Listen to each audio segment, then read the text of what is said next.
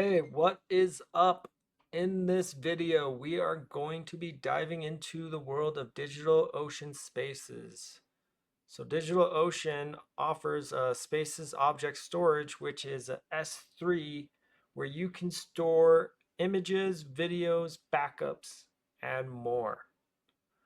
I will show you how to set up your own S3 bucket on DigitalOcean here, and then we're going to access it using Cyberduck, which you can download via this link, and I'm going to add those in the description.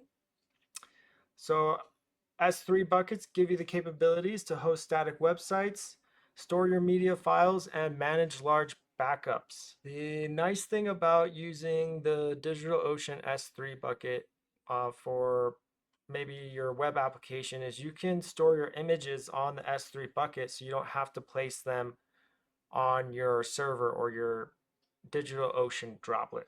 So that helps to free up a lot of space on your server, and it helps with optimizing your files being sent to people who might use your website to look at maybe the images or upload images, all that good stuff. First thing you need to do before you get started is you will have to create a DigitalOcean account. And once you get DigitalOcean account, make sure to also download Cyberduck. Once you get both of those set up, we can go ahead and get started on this tutorial. So if you're interested in setting up a DigitalOcean account, you can use my referral link, which I will add to the description. Anyone who uses this referral link will get $200 in credit for the next 60 days. So basically you can play around with DigitalOcean and create a bunch of instances to test it out. The nice thing about this is once you've spent 25 of those credits, I will get $25. So if you could, I would really appreciate if you use that referral link, but you don't have to. All right. Okay, so let's go ahead and get into this. We got our DigitalOcean account here. I have mine set up.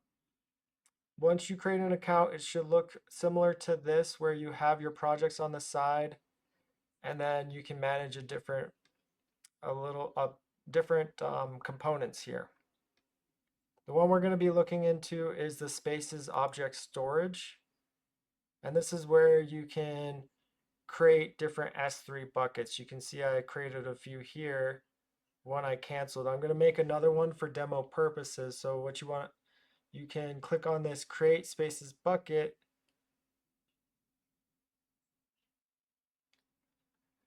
Yeah, and then it'll allow you to create a space. You want to choose a data center that is going to be near your region. For this one, I'm going to select New York. They have a few other regions available as well, like Singapore, Bangalore, Amsterdam. I would say enable the CDN because it's free. And what the CDN does is if someone's accessing your image on the other side of the world, it will go to the closest server to fetch that image. Once you have those selected, you can create a name for your bucket space. I'm going to do S3 demo here. And then I'm going to link it to my first project here.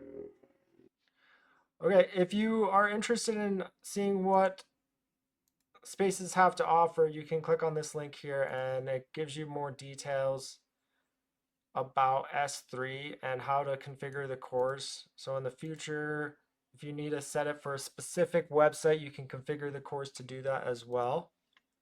And a bunch of different getting started. Anyways, let's go ahead and create a space bucket. This will probably take some time as it's activating the bucket. But once you have this space, you are basically ready to go. You don't even need to connect to Cyberduck. You can just upload your files here. But I like to set up Cyberduck. They also have some settings where you can restrict the file listing, update the CDN cache, like purge it, set up your course configuration, and also delete the bucket. One thing you want to do is make sure to copy your origin endpoint as you will need it to connect to Cyberduck. So I'm going to go ahead and copy this and then use it in a bit here. Another thing, in order to connect your S3 bucket to Cyberduck, you need to establish an API key.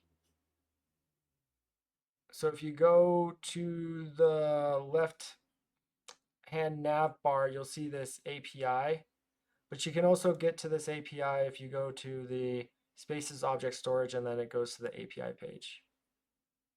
So both of these lead to the same area, applications and API. You can create Spaces keys by selecting this tab here, Spaces keys, and these space keys give you access to all your buckets.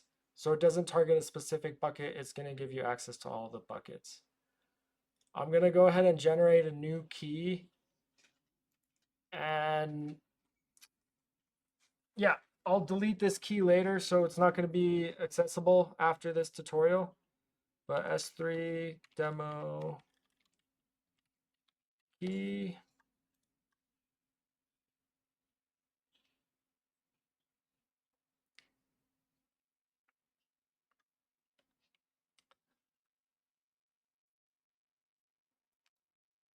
All right, so we have that space access key created. This is the new key here. You want to copy the access key and then the secret key as well. So I'm going to copy the access key, put it down in my notes, and you want to copy the secret key and keep it someplace where you can retrieve it later in the future, store it somewhere safe. Once you refresh this page, that key is going to disappear. So now I can no longer get that secret key. Now that you have your S3 bucket set up and you have your access key and the secret, you're going to want to open up Cyberduck. Here, if you haven't installed it already, Cyberduck will have this yellow duck icon.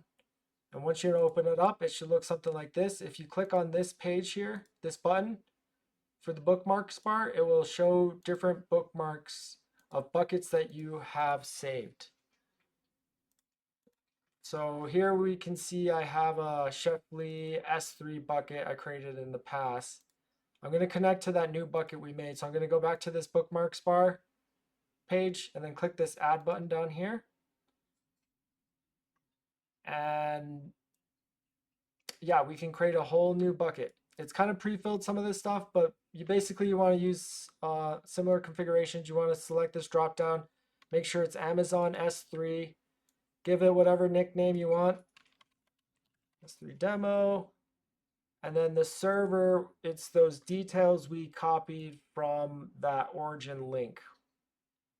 So if I go back here to the space object storage, click on the bucket, it's going to be this origin endpoint here. I'm going to go ahead and get the URL without the bucket name. So mine is nyc3 digitaloceanspaces.com. And then the path is that bucket name you gave your space. So for this one, it's S3-demo. And then you want to fill out your access key and the secret access key that you received during the API key generation page, which is this page right here inside of the Spaces Keys tab. So I'm adding this key into Cyberduck. All right, so I believe everything looks good. Let me go ahead and give it a shot. All right, yeah. So it looks like it was able to successfully connect. I'm going to try and upload a file here to see if it will show up. So here I navigated to my downloads folder where I have a bunch of random JPEGs, and I'm gonna go ahead and upload this hearty beef and butter bowl PNG file. Let's go ahead and choose that. All right, so we should see that PNG uploaded to the bucket and it should be hosted. Let's go ahead and look at it and see if I can see it on DigitalOcean. So I'm going to refresh this. And we saw that it uploaded it successfully. We can see there's a CDN endpoint. If I copy this, it's probably not going to show anything because of restricted access. Yeah, so we got access to not. Let me see.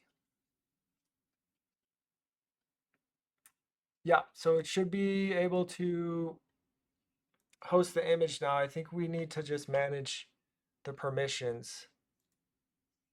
If I make this public, let's see what happens here. There we go. And now the image can be seen by anyone. And the nice thing about this is if you have images for your website, you can upload your images to the S3 bucket, which I might do a tutorial on how to do that with Java in the future. But basically you can use like your application to upload your files into the S3 bucket, and then you can have S3 host those images for you. So you don't have to host them on your server and fill it up with a bunch of memory as well.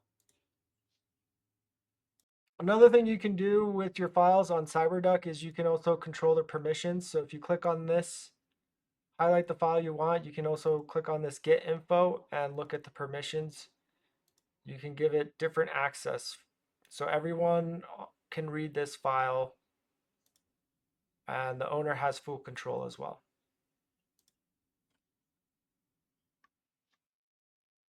So here's an example website that I've been working on that uses S3 on the background to host my images. So you can see here, I have a bunch of random pictures that I took, and it's able to host those images. If you look at the source, we should be able to see that this image is coming from an S3 location. So if I look at the source here, we can see that this JPEG is being hosted by our S3 bucket on DigitalOcean, which is pretty cool. So yeah, that was the tutorial on setting up DigitalOcean Spaces object storage S3 buckets. If you're interested, you can also read this blog post about it as well. It basically goes over the same steps, and I'm hoping to post more here. Anyways, thank you for watching. Please like and subscribe, and I will see you next time.